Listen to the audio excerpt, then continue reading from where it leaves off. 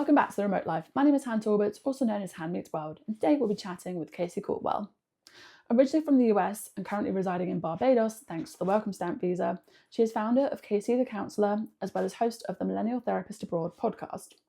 In this episode, we'll be talking more about the Welcome Stamp Visa process, as well as KC's thoughts on island life, and some other things to consider when moving to the island. So grab a coffee, a tea, or something stronger, and let's get started. Well, KC, welcome to the Remote Life podcast. How are you today? I feel amazing. This breeze right now So great, yeah. is wonderful. I'm happy to be here. Yeah, so just for some context, we are in Lime Grove today, and I have to say it's paradise. It's divine. Oh my gosh. It's divine. Is this like a go-to place for you, or? Absolutely. I just relocated to this part of the island a couple weeks ago. So it's fresh and it's a new spot for me, and I absolutely love it. Amazing. Well, we're getting more into that in a second, but first of all, I had to know, so tell us about you and your remote life journey so far. Absolutely. So I'm KC from St. Louis, Missouri, so I am American, and I actually started working remote in 2017. Wow. So, OG. you know, not new to this, true to this kind of thing, right? And so fast forward across COVID, put a lot of people in the house, and I just continue my remote journey since then, but in some capacity since 2017. Wow. So what brought you to Barbados? So did you start in the US, or did you slowly make your way of it, or what was the situation? Yeah, so I started working remote in the US. It was for a small firm in Lancaster, Pennsylvania. Okay. So if you're not familiar, all of the neighbors are like Amish. And so it's definitely a culture shock in terms of like the community. But I started in 2017, and I would say 2018, going into 2020, I started my private practice. Okay. So it was that moment where I became solo as a virtual private practice owner. So I am a licensed therapist within my private practice, and all the sessions are online. Amazing. So you kind of bring your work, like, absolutely, that's since 2020, yes. Love that. And can I ask, like, who are your primary sort of customers or clients? So I love working with millennial women. Okay, great. I love us. I love corporate professionals as well. And I also do some work with veterans. So I actually secured a contract to start my private practice with a third-party administrator, is what we call them in the U.S. And so with that contract, I assist our service members who are transitioning out of the military. They want a second career. They want to kind of use their benefits. And so that started the journey of my private practice. And since then, I've added on mental health counseling as well. And I do evaluations, and it's all remote. That's amazing. I love that. I had to say, side note, I love that we're talking about mental health more. I think it's so important, especially in like a remote world. Yes. So I don't know if you find that, that's a whole other topic that I could honestly like side dive into. But obviously, we have to talk about Barbados. Why Barbados? What brought you here? I mean, obviously. Like, as we sit here just enjoying this lovely breeze and the sunshine, like, why not Barbados? I actually have a good girlfriend named Kimberly Cambridge. She lives in St. Vincent, and we met in grad school. And she obviously was in the U.S. on a Fulbright scholarship. And so we connected, you know, quickly and just became cool. You know how you need your buddies in grad school to kind of get through the shenanigans? And so I would always tell her that I would come and visit like year after year, and I never came. Okay. And so like fast forward from 15, 16 to 2025, and I literally moved. I relocated from the U.S. to Barbados. So I'm close. I'm really close to her. St. Vincent isn't that far from Barbados. I mean, I forget that. I was speaking from the UK. Yeah, it's one of the closer islands to Barbados. And outside of that, I had non-negotiables because my lease was going to be up soon too. So I figured, okay, I need to live in a location with warm weather year round. I need to live around Black people because I do feel safe in that way. And I wanted to live near the beach. And so I was looking at places in the U.S. like Wilmington, North Carolina, kind of on the West Coast as well. But digital Nomad visas caught my attention online because I blog as well. And so I started to do some research about that, and I found like a list of countries that offer these digital nomad visas. Barbados was top on the list for that. I think they were like one of the first places that really like took it seriously, which is amazing. So how long have you been here now? Sorry, if you don't mind me asking. I actually moved here from the US April 18th. So I'm fresh, a couple months. Oh, wow. fresh, like this is your first time in Barbados altogether? Yes, I relocated from the U.S. sight unseen. I trusted my gut. Photos I had my yeah. girlfriend in St. Vincent because she went to university here in Barbados as well. So she had connections. Like she connected me with her friend Kyle Legal. You know, it's nice to have Bayesian friends because it's new and you really don't know the ins and outs until you're in the thick of it.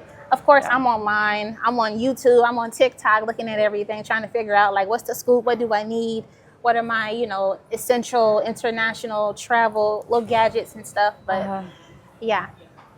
Okay, so I guess obviously it seems like a silly question, but I have to ask, like, what are some of the key differences for you living in the States versus Barbados? Like, what if you were to say something like top 5 differences? Ooh, okay. So slower living. Okay. So island time is a real thing. Yeah. So I'm still adjusting to just like slowing down. Okay. And being patient and not rushing. Also, I would say the people. Okay. The people, like the local Bajans, they are very, very welcoming. And I just love the culture overall, from the people to the food, to the traditions. It's different. I feel welcome here. I don't feel ostracized like I did living in the US. I feel safe here as a Black woman as well. And I'm a millennial also. And so we kind of are in that space where we're trying to figure out life. Are we having kids or doing like micro retirements kind of thing? So I would say those things really have like helped me acclimate to the Bajan culture for sure. And what's like one thing, I guess, maybe that you would say that people would be surprised to know about Barbados? I guess how friendly and welcoming the people are. Oh, yeah? That would be a surprise. And how close you are to a beach. There are so many beaches everywhere, and they are in walking distance. I think they would also be surprised that you can live here on a budget as well, because when you talk about Barbados, it is relatively expensive compared to other islands. However, there is a way, once you get acclimated and meet local friends, that you're able to enjoy your life here, kind of live like a local, for better lack of a word, and really have a budget while you're living here. Amazing. Yeah.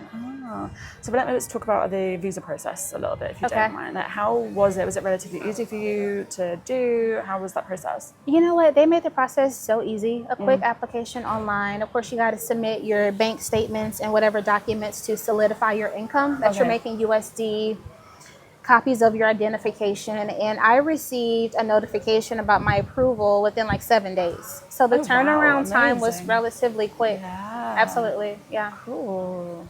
And tell me a little bit more about accommodation and things like that. So obviously we talked about the visa process itself, but how was it finding accommodation? And you know what? I leaned on my good friend Kim for her assistance, and I also did my own research. There was a lady named Jackie that I binge watched on YouTube. She creates content about being an expat in Barbados as well. So I ended up booking a consultation with her, which went really well. And she also introduced me to her realtor and different things like that. But what I will say is I was having a bit of difficulty finding like pet friendly accommodations because I do plan to bring my pet here. So when I first moved here, I stayed in short-term rentals, which is more expensive. Right. And the plan was to, while I'm there for the 2 weeks at the short-term rental, to meet with a realtor, look at, you know, properties, do some tours, and kind of decide on like a longer-term lease. That really didn't happen. So I had to extend my short-term stay.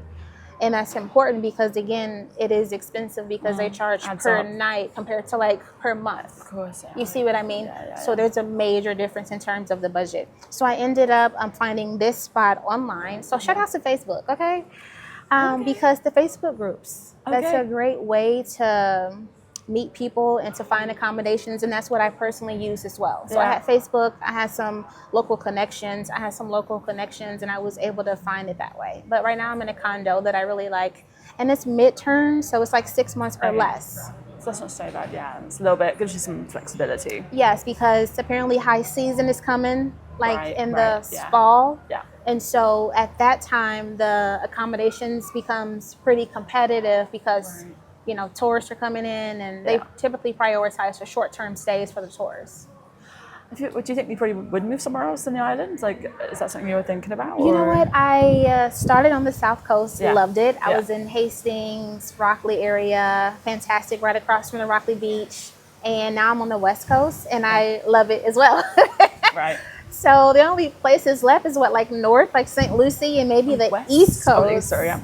But I would love to go back to the South Coast because of how accessible it was. Okay. Something else to keep in mind is, since I'm on the Welcome Stamp, I don't have a car, right? So I need to live in a location where it's walking distance to like the police station, the grocery store, things like that, the ATM. And so South Coast provided that for me. Plus, when I first moved here, like all of my friends that I met were kind of there. Okay. And then when I relocated, they're like, I live too far now, West Coast. So I don't see them as often. Okay. So yeah, I would probably more than likely move back to the South Coast. Do you think you'll get a car, or is that on your mind? Or you know what? I looked into it. It seems to be a tumultuous process for whatever reason. So I'm thankful I have friends with cars who don't mind. I treat them too, you know, every now and again just to kind of show my appreciation. But yeah, so. Is there anything else? Because I feel like in my mind, I would go, oh, no, just rent a car, like it's fine. Or in my mind, I don't even think about that. But was there anything else, I guess, that people might be surprised to know or you wish you had known before you maybe moved here about like logistics or anything around that? Definitely bring the local currency. Okay. The Bajan dollars. It'll be nice to know that and have it beforehand because it's just easier to deal with because there is an exchange. Yeah. So for the US dollar, I believe it's $2. So every one Bajan dollar equals $2 US. Got it. Okay. And if you're not careful and you're using your US dollars, then you may not know if you're getting the exact change.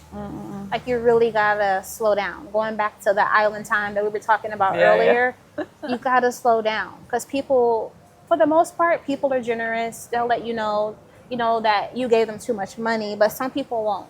And that's anywhere you go. That's anywhere you go.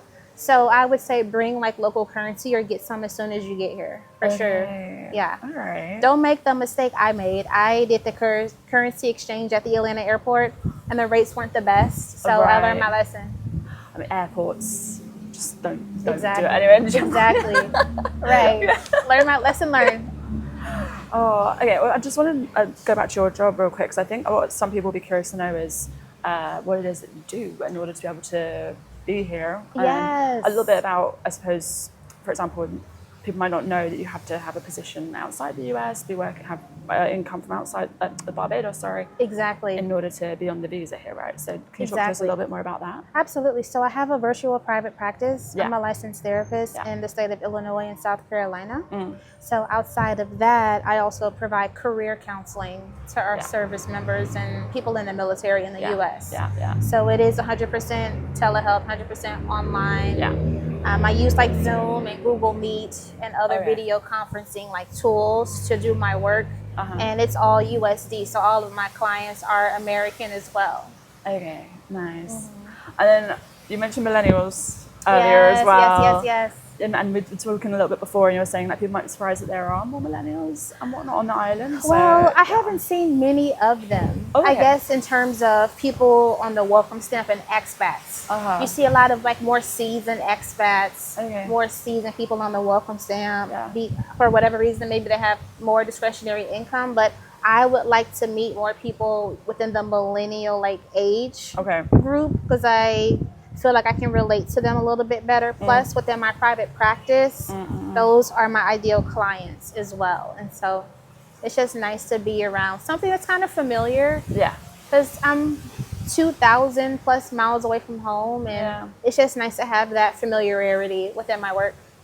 That's super helpful to know about the Facebook groups and things like that because, I mean, in my mind, I wouldn't think to go to Facebook groups anymore. But yes, they are there. They're popping. They're knowledgeable. You will get exactly what you need. You can connect with people before you move here. So it really worked out. And I also have my own private Facebook group too, actually. It's called Millennial Therapist Abroad. Amazing. So if you are a millennial woman, you're in private practice, want to be in private practice, and you need some tools, some support, because it gets isolating. Because I'm solo in my private practice. And so I don't have like colleagues or coworkers that I can, do case consultations with and talk about a case with. So yes, Millennial Therapist Abroad is the private Facebook group. And I also have another private Facebook group called Military Benefits 101 Uh-huh. to help the American veteran community leverage their benefits for the best experience. Great. Because they have access to a slew of benefits once they get done serving our country in the military, from education to disability to employment, all of that. So those are my 2 private Facebook groups. So I use the groups, and I also manage my own groups. Amazing. Yeah. Cool. Okay, well, we'll just do some quick fire questions now, just so like people get to know a little bit more of the island. So where, you've obviously mentioned community so far, where have you found that there is community IRL, or like just in person, most in the island? I would say sporting events. Okay. I attended a rugby's game a while back and fell in love. Had no idea what rugby was. Yeah. I was like, it's like gymnastics mixed with jiu-jitsu and football. So I would say sporting events is a great way to see that community and to build your own community. Yeah. Great. I'm going to cricket in a couple of days for the first time ever, so we'll see how that works. Okay, that should be fun. And squash is also popular here as well. So I attended a squash game recently too, and that was fun. Got it. Okay. Yeah. Favorite coffee on the island? Are you a coffee fan? I love coffee, and I love this question.